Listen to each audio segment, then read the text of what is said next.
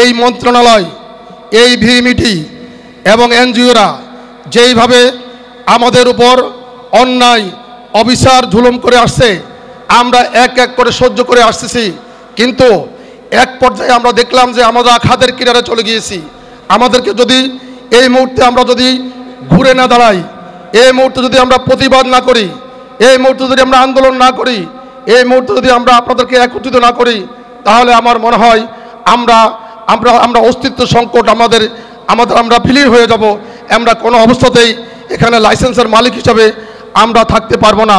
আমাদের লাইসেন্সকে সংকীর্ণ করবে এবং বিভিন্ন অন্যায়মূলক বিধি সংশোধন করে আমাদের উপর, যেটা বিগত সরকারের সময় পারে নাই কিন্তু এখন তারা করে যাচ্ছে।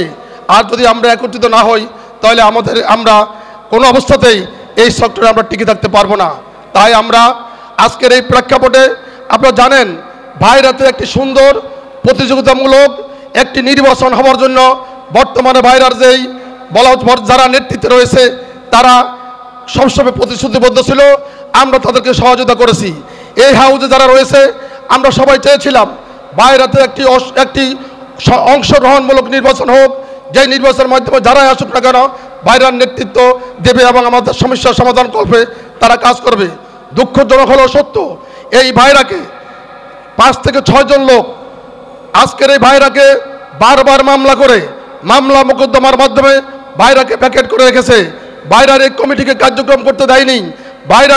ভাইরার যেই নির্বাচনের মাধ্যমে আমরা পরিবর্তন চেয়েছিলাম 4 থেকে 5 জন নেতার কারণে ভাইরাতে সেই নির্বাচন অনুষ্ঠিত হতে পারে নাই। তারা মামলা করেছে। এই ভাইরার বর্তমান নেতৃত্বে যারা রয়েছে তারা মামলা করেনি, তারা মামলার প্রতিবাদ করেছে। তারা মামলা থেকে বের হয়ে কিভাবে একটি নির্বাচন করা যায় তার পক্ষে ছিল। এই ভাইরার ভালোভাবে তাদেরকে বসে কাজ করার সুযোগ না দেওয়ার কারণে আজকে আমরা মন্ত্রণালয়ের এবং ভিএমইটির ষড়যন্ত্রের শিকার হচ্ছি। তাই আজকে যখনই আমরা দেখলাম, আমরা হাত গুটে যখন আমরা একটু যখন আমরা পিছিয়ে বসে থাকি, তখনই দেখা যাচ্ছে যে আমাদের উপর চাপ আসে, আমাদের সদস্যদের উপর চাপ আসে। আমাদের সদস্যরা আমাদেরকে বলে যে আপনারা যদি আন্দোলন না করেন, আপনারা যদি কর্মসূচি না গ্রহণ করেন, আপনারা যদি মন্ত্রীর সাথে কথা না বলেন, আপনারা যদি উপদেষ্টার সাথে কথা না বলেন, আপনারা যদি ভূমিকা না নেন, তাহলে আমরা এই সেক্টরে টিকে থাকতে পারবো না। আপনারা ভূমিকা নেন। আমরা অনেক দিন অপেক্ষা করেছি, আমরা দেখি আমাদের নেতৃবৃন্দের মাধ্যমে কিছু একটা করা যায় কিনা। কিন্তু আমরা বারবার দেখেও আমরা দেখলাম যে আমাদের মন্ত্রণালয়, আমাদের ভিএমইটি কোনো অবস্থাতে আমাদের কথা কর্ণপাত না করে ওনারা এনজিওদের কথায় প্রাধান্য দিচ্ছে এবং কতিপয় এনজিওর পড়াশোনায় আজকে আমাদেরকে বিভিন্নভাবে হয়রানির শিকার করতেছে। তাই আমরা আজকে সিদ্ধান্ত নিয়েছি, আমরা দল মত নির্বিশেষে সকল গ্রুপের ঊর্ধ্বে এসে, আমরা দলীয় সংকীর্ণতার বাইরে এসে আজকে আমরা একটি পতাকা তলে আবদ্ধ হতে চাই। আজকে যারা ভাইরাতে নেতৃত্ব দিচ্ছেন, আজকে যারা এই হাউসে এখানে উপস্থিত হয়েছেন, যারা আজকে আমাদের লিডিংয়ে রয়েছেন, আজকে যে সমস্ত সাধারণ সদস্য আজকে এখানে এসেছেন, আপনাদের নেতৃত্বে আমরা চাচ্ছি যে একটা পরিবর্তন চাচ্ছি এবং আমরা আগামী দিনে টিকে থাকতে পারবো কিনা, কোন দেশে ব্যবসা করতে পারবো, কোন দেশে ব্যবসা করতে পারবো না, কার ডিমান্ড আসবে, কার ডিমান্ড আসবে না, কে ব্যবসা আনতে পারবে, কে ব্যবসা আনতে পারবে না, সেদিকে আমরা যাব না।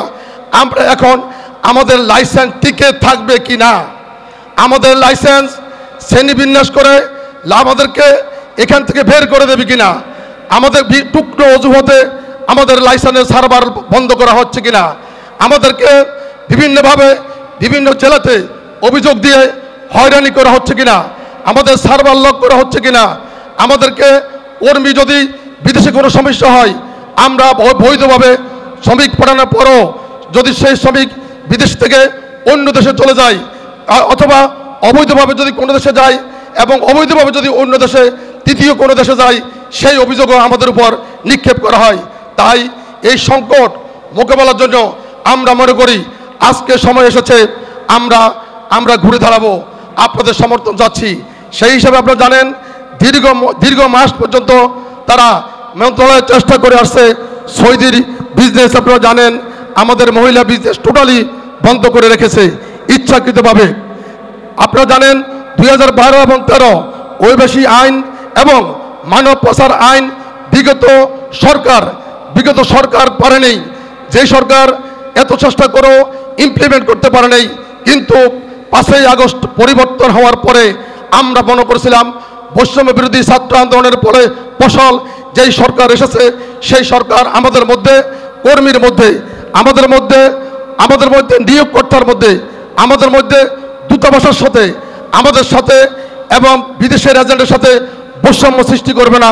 কিন্তু সেখানে সেই বৈষম্যের জাল আমাদের উপর নিক্ষেপ করে আমাদেরকে টোটালি কর্মী যখন বিদেশ আমরা প্রেরণ করি, সমস্ত দায় দায়িত্ব যত বছর কর্মী বিদেশ থাকবে আমাদের উপর দেওয়া হয় এবং আমরা বৈধভাবে পাঠানোর পরও আমাদেরকে হিউম্যান ট্রাফিকিং আইনে পেলে আমাদেরকে হয়রানির শিকার করতে হয়।